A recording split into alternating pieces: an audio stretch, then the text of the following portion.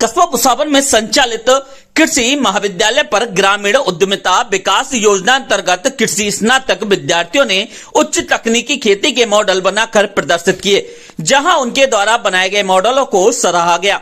महाविद्यालय के dean doctor Udayvan Singh ने कहा कि विद्यार्थियों को उच्च एवं गुणवत्तापूर्ण शिक्षा देने के साथ उच्च कृषि तकनीक का प्रचार प्रसार कर किसानों तक पहुंचाना कृषि महाविद्यालय की जिम्मेदारी है।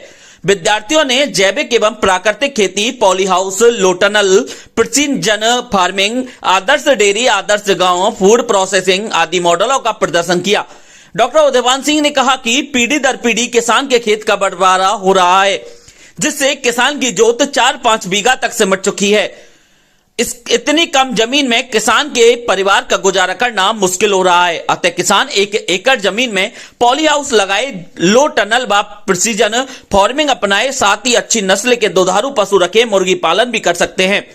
जैविक खेती के लिए वर्मी कंपोस्ट या कंपोस्ट बनाए, खेत पर रेन वाटर हार्वेस्टिंग स्ट्रक्चर तैयार करें, सौर ऊर्जा हेतु पैनल लगाए, बूंद बूंद सिंचाई पद्धति का प्रयोग करे तो किसान 4-5 बीघा जमीन से ही 10-12 लाख रुपए तक प्रति वर्ष आय अर्जित कर सकते हैं।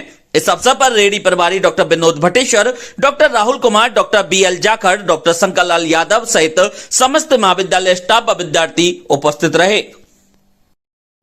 कृषि महाविद्यालय भुसावल पर ग्रामीण उद्यमिता विकास योजना के अंतर्गत विद्यार्थियों ने आधुनिक खेती के तमाम मॉडल प्रस्तुत किए, जिसमें precision farming, poly house, low tunnel, आदर्श गांव, आदर्श डेयरी सहित तमाम ऐसी मॉडल तैयार किए जो आधुनिक खेती के अंतर्गत आते हैं। हमारे किसानों की जोत निरंतर छोटी हो रही है, पीढ़ी दर पीढ़ी जमीन का बंटवारा हो रहा है और भरतपुर में एवरेज जो ज़मीन की जोत है वो 4-5 बीघा है। इतनी कम ज़मीन में परंपरागत खेती करके परिवार का गुजारा करना मुश्किल हो रहा है।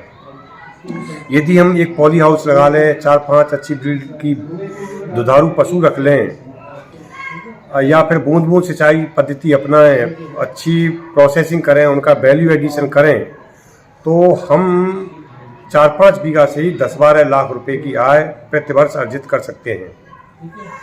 तो अब हमारी कॉलेज की भी ये जिम्मेदारी है कि किसानों को इस बारे में थोड़ा सा जागरूक करें। किसानों को खुद को भी जागरूक करने की ज़रूरत है और आधुनिक खेती के लिए सरकार द्वारा अनुदान भी दिया है। इसलिए किसानों को अब परंपरागत खेती छोड़कर निश्चित ही आधुनिक खेती की तरफ बढ़ना पड़ेगा। धन्यवाद।